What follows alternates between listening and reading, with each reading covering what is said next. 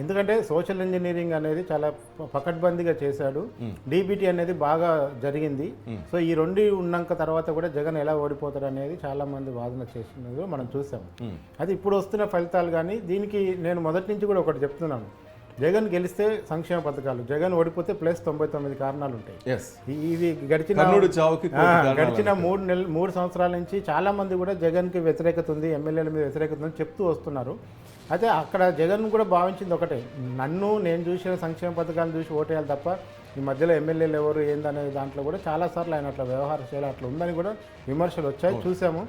శ్రీకాకుళం జిల్లా చెందిన ఒక ఎమ్మెల్యే ఈ మొత్తం పీరియడ్లో 2-3 సార్లు కంటే ఎక్కువ జగన్ కలవలేదని కూడా చెప్తారు.